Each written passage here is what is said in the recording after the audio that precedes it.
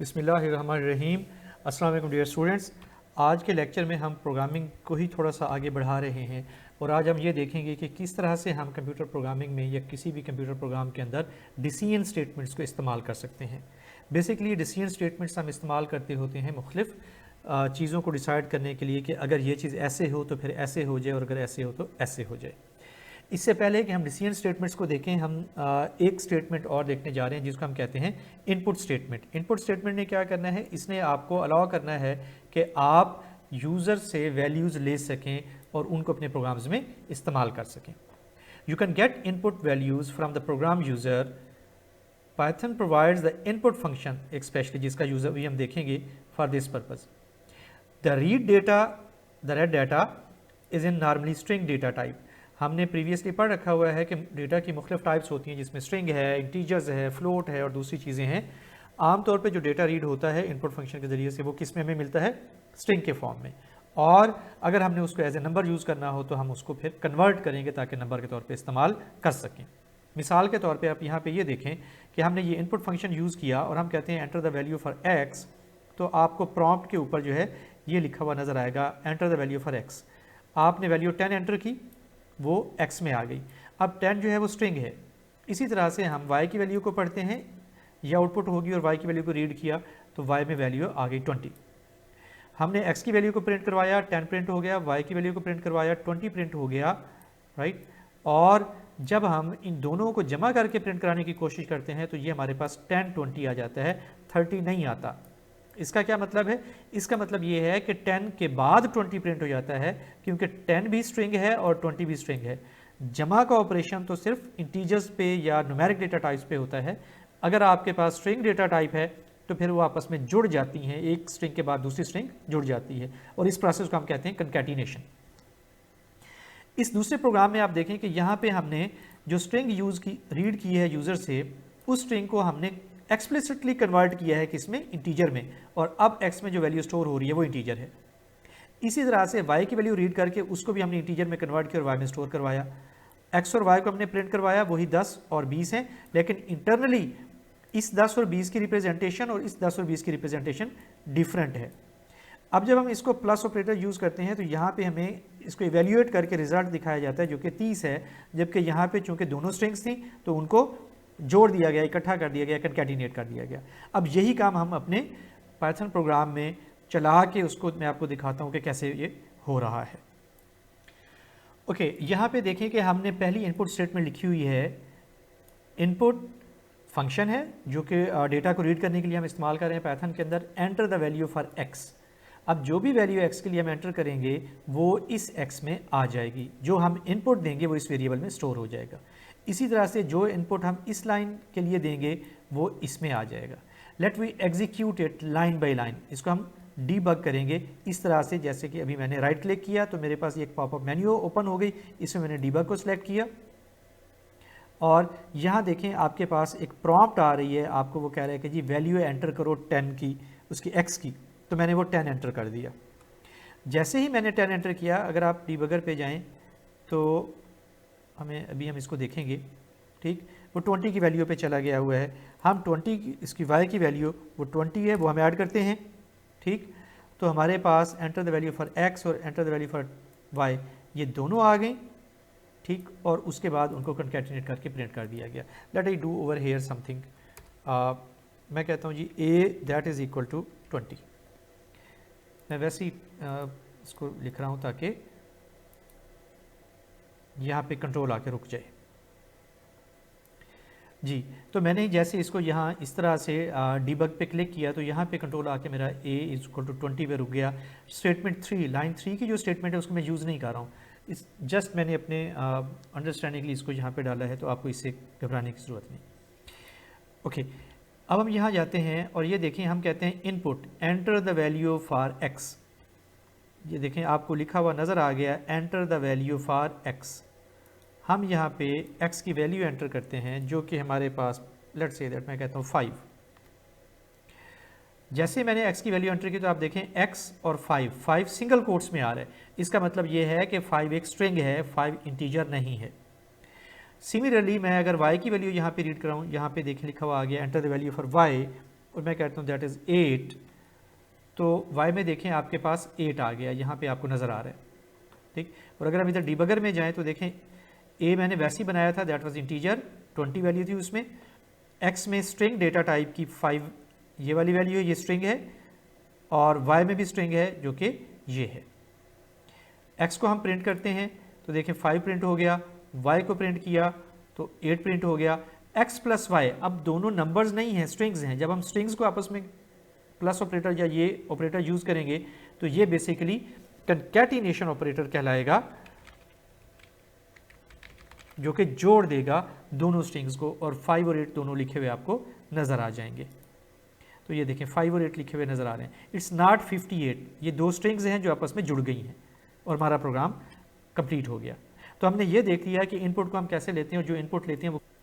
अब ये हमारे पास एक दूसरा प्रोग्राम है। इस प्रोग्राम में हम देखें कि हम इनपुट ले रहे हैं x को, और जो भी चीज़ हमारे पास इनपुट होके आ रही है उसको हम एक्सप्लिसिटली यानी खुद से इंटीजर में कन्वर्ट कर रहे हैं और x में इंट को प्लेस कर रहे हैं। इसी तरह से y में जो वैल्यू हम रीड करवा रहे हैं उसको भी हम y में प्लेस कर रहे हैं इंटीजर में कन्वर्ट करने के बाद।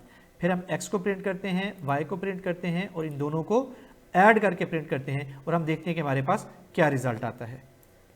तो हम उसी तरह से राइट क्लिक किया, राइट क्लिक करके पॉपअप मेन्यू में से हमने डिबग को सिलेक्ट किया और यहाँ आप देखें कि हमारे पास कंट्रोल आके रुक गया। और जब कंट्रोल रुक जाए तो फिर मैं F8 की प्रेस करके अपने कीबोर्ड की आगे स्टेप बाय स्टेप मूव कर सकता हूँ। तो ये मैंने इसको प्रिंट किया, ठीक। कंसोल के ऊपर लिखा हुआ आ गया ये enter the value for x, इसको हम प्रॉम्प्ट बोलते हैं। ये जो हम लिखवाते हैं ना ताकि यूज़र को आसानी हो, वो समझ सके कि मैंने क्या करना है, तो उसको हम कहते हैं प्रॉम्प्ट। तो हम यहाँ पे वैल्यू एंटर करते हैं, फॉर एग्जांपल 14। अगली लाइन पे आ गए, 14 हमारे पास x में आ गया। अब आप देखें 14 सिंगल कोट्स में नहीं है, इसका मतलब ये है कि 14 स्ट्रिंग नहीं है बल्कि 14 इंटीजर है। और यहाँ में नज़र आ रहा है enter the value for y, उसमें मैं उसको वैल्यू दे देता हूँ, लेट्स से दैट 36, और y में 36 आपको यहाँ पे नज़र आ रहा है। अगेन ये इंटीजर है, स्ट्रिंग नहीं है। x को प्रिंट करवाया हमने, 14 प्रिंट हो गया, y को प्रिंट करवाया, 36 प्रिंट हो गया। दोनों को मिला के हम प्रिंट करवाएंगे तो अब इनका एडिशन हो जाएगा जो कि हमारे पास 50 बनेगा, और आप देखें ये 50 प्रिंट हो गया, ये हमारा रिजल्ट आ गया। तो यूँ हमें समझ आ गया कि वैल्यूज़ को जब हम रीड, तो यूँ हमें ये दोनों प्रोग्राम समझ आ गए कि किस तरह से हम इनपुट को रीड करके उसकी कन्वर्जन कर सकते हैं यूजिंग द इंट। अगर हम यहाँ फ्लोट लगा दें तो वो फ्लोट में कन्वर्ट हो जाएगा और फिर हम उनको प्रोसेस कर सकते हैं। इस स्लाइड के ऊपर हमने ये सीखा कि किस तरह से हम यूज़र से इनपुट ले सकते हैं। आप इसको प्रैक्टिस करके देखिए। कुछ एक्सरसाइजेज आपके लिए दी गई हैं इस स्लाइड में, आपने इन एक्सरसाइजेज को चला के देखना है, इनको खुद बनाना है पाईचार्म में, पाइथन के अंदर, और देखें कि क्या आप इसको कर सकते हैं या नहीं कर सकते हैं। आप में से हर बंदा इसको खुद इंडिविजुअली ट्राई करे बनाने की। अब हम थोड़ा सा बैकग्राउंड देखते हैं। When solving a problem programmatically, you need to decide which code should run for a particular case and which should not run. ठीक है, अभी हम उसके एग्जांपल्स आगे चल के देखेंगे। Decision making is in programming language is done using special keywords known as decision constructs. उनको हम क्या बोलते हैं? Decision constructs. Decision constructs. The keywords used to make decisions, special keywords होते हैं, कुछ अल्फाज होते हैं जो कि डिसीजन मेकिंग के लिए इस्तेमाल होते हैं, तो उनको हम क्या कहेंगे? कीवर्ड्स।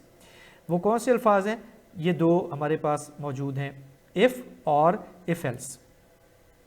अभी हम सिर्फ इफ़ का इस्तेमाल सीख रहे हैं। Indentation, indentation the way to write the statement by giving spaces in start. मिसाल के तौर पे देखें, ये वाली जो पहली स्टेटमेंट है ये बिल्कुल स्टार्ट में लिखी हुई है, इससे पहले हमने कोई स्पेसेस नहीं दी। दूसरी स्टेटमेंट भी बिल्कुल स्टार्ट में लिखी हुई है, इससे पहले हमने कोई स्पेसेस नहीं दी। लेकिन ये जो तीसरी स्टेटमेंट है, ये देखें, ये थोड़ा सा आगे करके, यानी मैंने कीबोर्ड से टैब का बटन प्रेस करके इसको आगे लिखा, तो इसकी मैंने इंडेंटेशन परफॉर्म कर दी। ठीक, एल्स ये बिल्कुल यहाँ पे स्टार्ट में लिखा हुआ है, इसकी कोई इंडेंटेशन नहीं है, लेकिन इसका जो अगला प्रिंट है वो फिर इंडेंट करके लिखा गया है, ताकि थोड़ा सा आगे करके। इस तरह के तरीके को हम कहते हैं इंडेंटेशन। हमें इंडेंटेशन समझ आ जानी चाहिए कि ये क्या चीज़ है। ओके, और अब हम इस प्रोग्राम को थोड़ा सा समझने की कोशिश करते हैं। देखें, ए को हमने वैल्यू दी क्या? 4। यहाँ हमने कीवर्ड यूज़ किया इफ़, जो कि डिसीजन कंस्ट्रक्ट है, और हमने ये चेक किया क्या ए 5 से 5 से छोटा है, और ये कॉलन लगा दिया। कॉलन ये बता रहा है कि इफ़ कंस्ट्रक्ट हम यूज़ करें, क्या ए 5 से छोटा है। अब इसका जवाब जो है, दो ही जवाब निकलेंगे, या तो ट्रू निकलेगा या फॉल्स निकलेगा। अगर ए 5 से छोटा होगा तो जवाब क्या होगा, ट्रू। और अगर ए 5 से बड़ा होगा या 5 के बराबर होगा तो इस स्टेटमेंट पे हम क्या चेक करें कि क्या ए 5 से छोटा है। ए 5 से छोटा नहीं होगा तो जवाब हमारा फॉल्स में आएगा, ठीक। और यहाँ ये देखें कि अगर यहाँ जवाब ट्रू आ जाए तो फिर ये वाली लाइन चलेगी और ये वाली लाइन नहीं चलेगी, ठीक। आउटपुट आपके पास ये होगा। और अगर यहाँ पे जवाब फॉल्स आ जाए तो उस केस में ये वाली लाइन नहीं चलेगी और ये वाली लाइन चलेगी। इफ़ दिस तो फिर ये, अदरवाइज ये। तो आप इफ़ को इफ़ कह सकते हैं और एल्स को अदरवाइज समझ सकते हैं। तो इस तरह से हम अल्टरनेट कर सकते हैं। हम बता सकते हैं कि हमारे डिसीजन के ऊपर किस स्टेटमेंट ने चलना है और किस स्टेटमेंट ने नहीं चलना है। अगर ये ट्रू तो ये वाली स्टेटमेंट चलेगी और ये वाली नहीं चलेगी, और अगर यहाँ पे जो है रिजल्ट फॉल्स तो ये वाली स्टेटमेंट नहीं चलेगी और ये वाली स्टेटमेंट चलेगी। तो इस बात को अच्छी तरह से जहन में बिठा लें कि डिसीजन मेकिंग कैसे हो रही है हमारे कंप्यूटर के अंदर। Relational operators, decision statements use relational operators to decide about the code to run. यही तो अभी हमने देखा पिछली स्लाइड के ऊपर कि किस कोड को रन करना है और किसको नहीं करना है। तो इफ स्टेटमेंट अगर ट्रू होगा तो एक हमारी स्टेटमेंट चलेगी, अगर वो फॉल्स होगा तो फिर दूसरी स्टेटमेंट चलेगी। डिसीजन स्टेटमेंट एक खास किस्म के ऑपरेटर्स को इस्तेमाल करती हैं जिनको हम रिलेशनल ऑपरेटर्स बोलते हैं।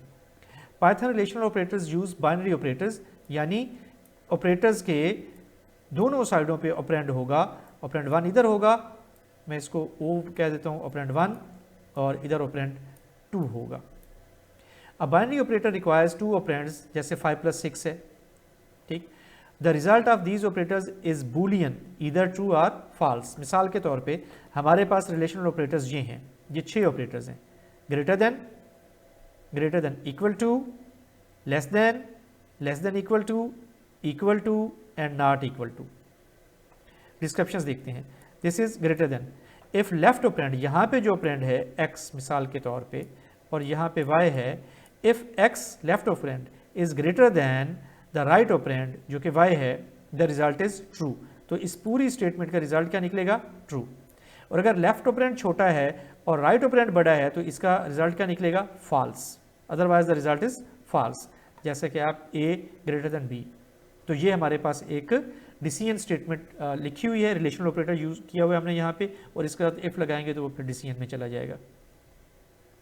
इसी तरह से ग्रेटर देन इक्वल टू है। अगर हमारे पास ये उसकी एग्जांपल है a greater than equal to b, अगर a b से बड़ा या उसके बराबर होगा तो इस सारे का रिजल्ट क्या निकलेगा, ट्रू। और अगर a b से बड़ा नहीं और बराबर भी नहीं तो जवाब क्या निकलेगा, फॉल्स। उसकी बेस पे फिर हम डिसीजन कर सकते हैं कि हमने किस स्टेटमेंट को आगे चलाना है और किसको नहीं चलाना है।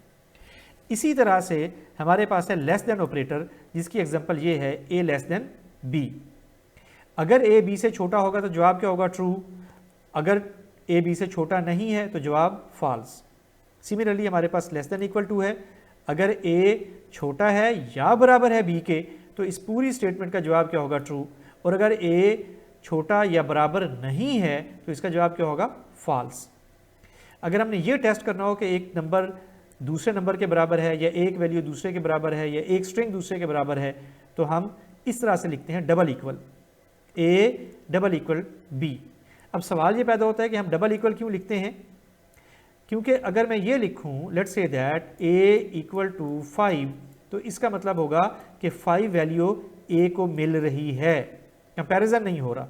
कंपैरिजन करने के लिए मुझे डबल इक्वल लगाना पड़ेगा, तो ये लैंग्वेज इस फ़र्क को सामने रखने के लिए डबल इक्वल यूज़ करती है।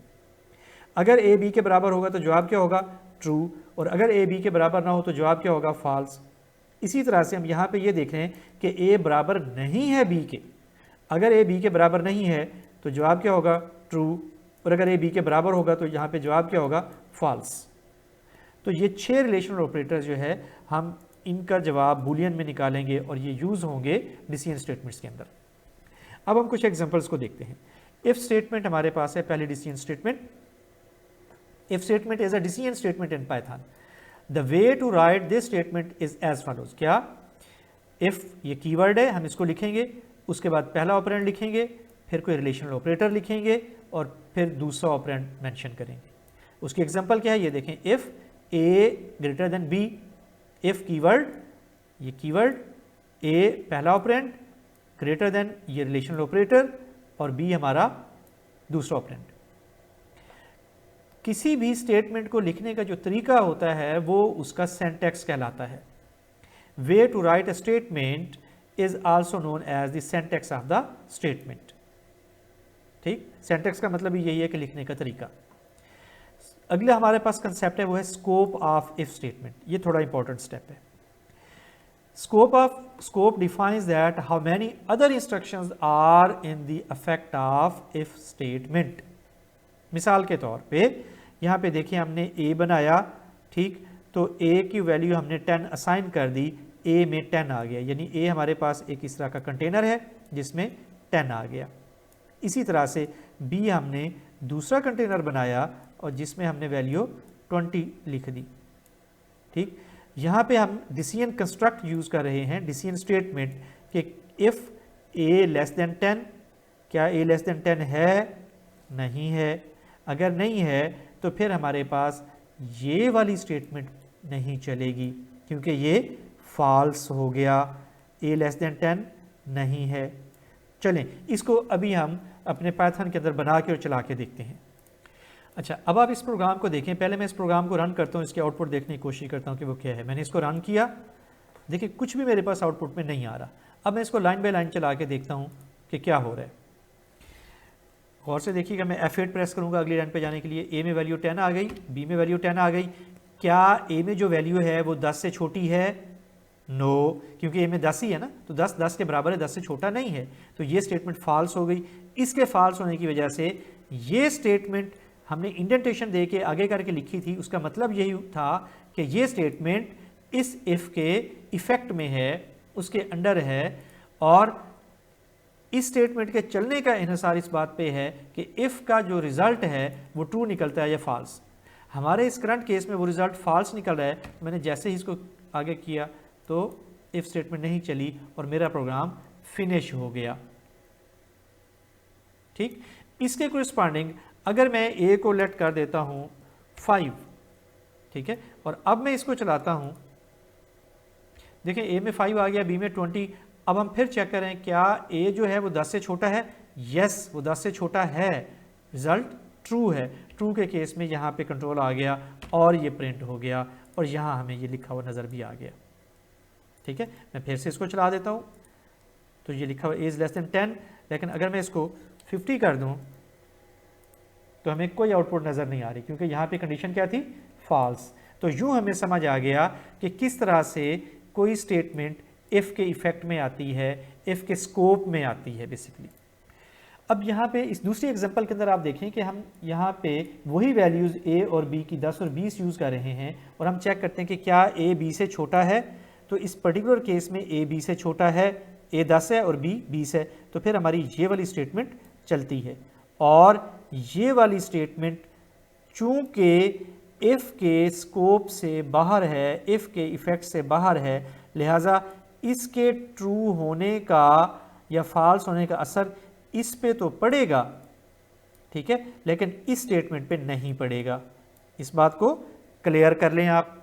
ठीक है, इस पर्टिकुलर केस में जब a 10 है और b 20 है और हमारे पास कंडीशन ट्रू है तो रिजल्ट हमारे पास क्या आ रहा है? a लेस देन b, ये भी प्रिंट होगा और print this is after the if scope, ये भी प्रिंट होगा। अब हम इसको पाइथन में करके देखते हैं।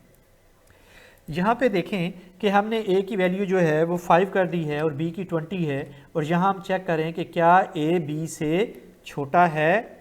यस, a b से छोटा है, तो हमारे इस पर्टिकुलर केस में हमारा जो जवाब निकलेगा वो क्या होगा? ट्रू।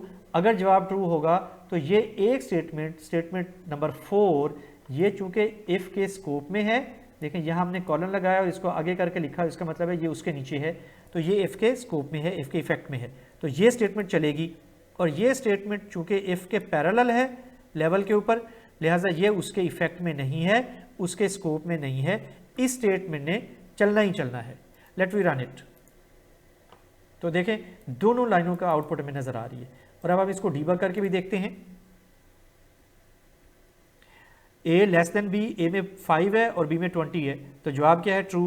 ट्रू है तो ये स्टेटमेंट चलेगी और उसके बाद ये स्टेटमेंट चलेगी, और दोनों स्टेटमेंट्स उसकी आउटपुट हमें नज़र आ रही होगी। लेट मैं यहाँ पे इसको 50 कर देता हूँ और फिर मैं इसको डीबग करता हूँ। a 50 b 20। अब मुझे बताएं कि क्या a b से छोटा है? नहीं, a 50 है और b 20 है, लिहाजा कंडीशन क्या है? फॉल्स। यहाँ कंडीशन फॉल्स होगी तो जो स्टेटमेंट या स्टेटमेंट्स इस इफ के स्कोप में होंगी वो नहीं चलेंगी। तो ये देखें, ये लाइन 4 नहीं चलेगी और कंट्रोल डायरेक्ट हमारा लाइन 5 पे आ गया और वो चल गई। तो एक ही स्टेटमेंट चली क्योंकि वो इफ के स्कोप के बाहर थी। तो हम इसको अगर रन करके देखें तो भी हमें एक ही स्टेटमेंट रन होती नज़र आती है। लेकिन अगर मैं यहाँ 0 कर दूँ, 5 कर दूँ, तो हमें दोनों स्टेटमेंट्स नज़र आती हैं।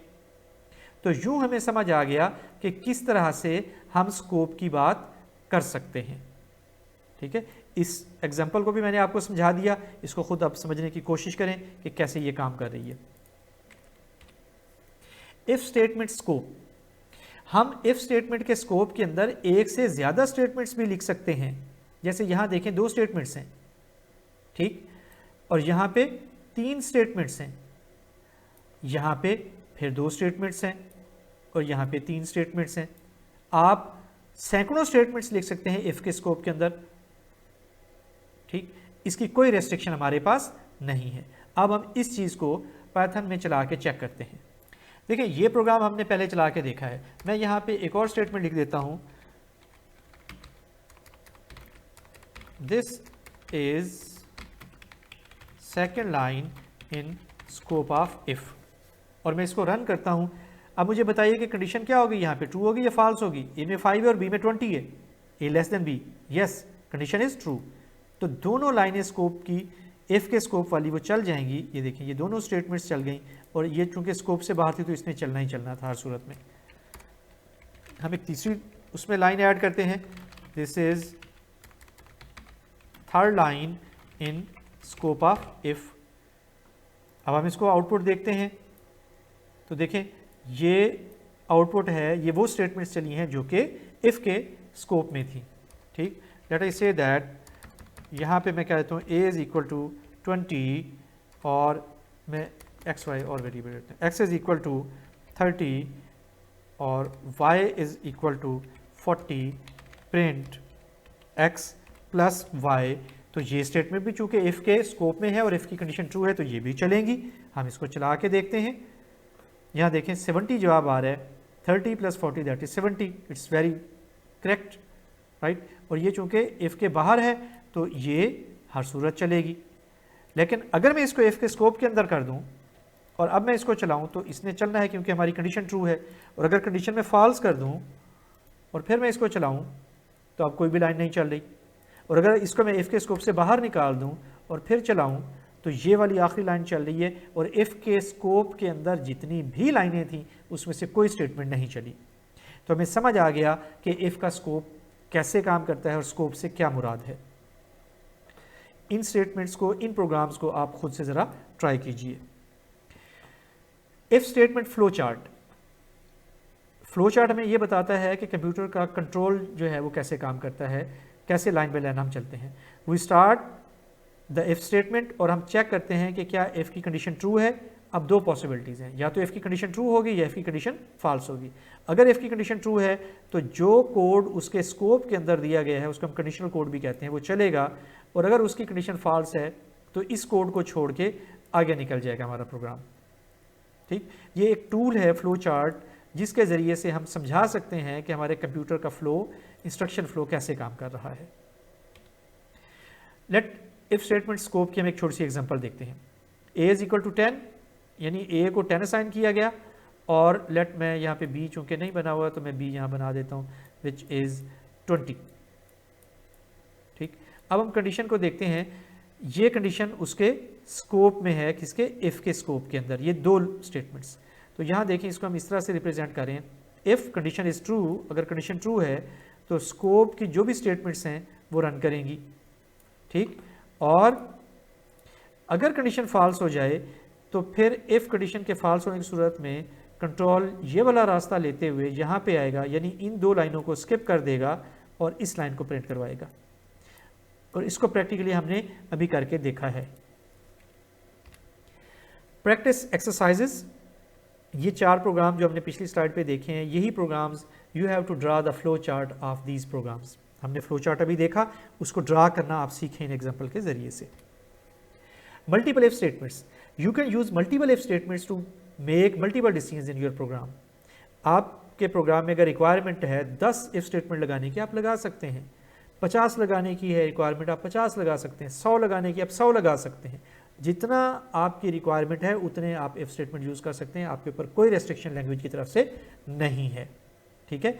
यहाँ पे देखें कि हमने 2 इफ स्टेटमेंट यूज़ किए हुए हैं और हर इफ स्टेटमेंट का स्कोप अपना है। इसका स्कोप इस एक लाइन तक का है और इसका स्कोप इस एक लाइन तक का है। अच्छा, इंटरेस्टिंगली ज़रूरी नहीं है कि आप प्रिंट स्टेटमेंट ही लिखें इफ़ के स्कोप के अंदर, आप जो चाहें उसके अंदर इंस्ट्रक्शंस लिख सकते हैं, ठीक, यहाँ भी और यहाँ भी। अब मैं आपको मल्टीपल पाइथन के अंदर मल्टीपल इफ स्टेटमेंट यूज़ करके दिखाता हूँ कि कैसे हो रही हैं। यहाँ पे देखें कि हमने एक वेरिएबल a बनाया है और दूसरा वेरिएबल b बनाया है। a को हमने जो वैल्यू असाइन की है वो 5 है और b को जो वैल्यू असाइन की है वो 20 है। पहले इफ स्टेटमेंट के ऊपर हमने देखा कि a लेस देन 10 है, यस a लेस देन 10 है, तो वो स्टेटमेंट जो उसके स्कोप में है इस इफ़ के, इसको मैं कहता हूँ लेट फर्स्ट इफ़ ना, फर्स्ट इफ़ स्टेटमेंट। तो ये वाली स्टेटमेंट चूँकि फर्स्ट इफ स्टेटमेंट के स्कोप में है तो ये चलेगी। लेकिन यहाँ पे आप आके देखें लाइन 5 के ऊपर, लाइन 3 का इफ़ और लाइन 5 का इफ़ दोनों एक ही लेवल के ऊपर हैं, लिहाजा लाइन 3 वाले इफ़ का इफ़ेक्ट लाइन 5 वाले इफ़ पे नहीं है। दोनों इंडिपेंडेंट स्टेटमेंट्स हैं, यानी लाइन 4 के एंड होते ही लाइन 3 वाले इफ़ का स्कोप ख़त्म हो गया और लाइन 5 शुरू होते ही लाइन 5 वाले इफ़ का जो कि सेकंड इफ़ है उसका स्कोप स्टार्ट हो गया और लाइन 6 एंड होने पे उसका स्कोप भी ख़त्म हो गया। अब अगर इसको मैं चलाऊं तो आप देखें कि मेरे पास ये आउटपुट आ रहा है, this is Python and this is C++, क्योंकि दोनों कंडीशंस ट्रू हैं, ठीक। अगर मैं पहली कंडीशन फॉल्स कर दूं तो उसके स्कोप वाली स्टेटमेंट मिस हो जाएगी, वो प्रिंट नहीं होगी, जबकि दूसरे वाली कंडीशन ट्रू है तो उसकी स्टेटमेंट प्रिंट हो जाएगी। और अगर मैं दूसरे इफ़ को फॉल्स कर दूं और पहला इफ वापस ट्रू कर देता हूं तो पहले वाले की स्टेटमेंट प्रिंट होगी और दूसरे की नहीं होगी। और अगर मैं दोनों को फॉल्स कर दूं तो कोई भी स्टेटमेंट मेरे पास प्रिंट नहीं होगी। That's all. So I hope कि आपको मल्टीपल इफ स्टेटमेंट्स लगाना भी समझ आ गया कि कैसे आप इसको पाइथन में यूज़ कर सकते हैं। And here is the exercise for you, draw the flow chart of this program, so you have to draw it. If statement की यहाँ पे कुछ एक्सरसाइजेज दी हुई हैं, ये आप लोग घर बैठ के खुद करेंगे। इसमें से हम अपना एक क्विज़ या एक्सरसाइज या असाइनमेंट आपकी बन जाएगी। आई होप कि जो डिसीजंस स्टेटमेंट हमने यहाँ पढ़ी है, जो कंसेप्ट हमने आज के लेक्चर में देखे हैं, वो आपको अच्छी तरह से समझ आ गए हैं। आपने इसको बैठ के प्रैक्टिस करना है और अगर आपको कोई इश्यू हो तो आप मुझे उस पर राइट कर सकते हैं। Thanks for watching. अल्लाह हाफिज़।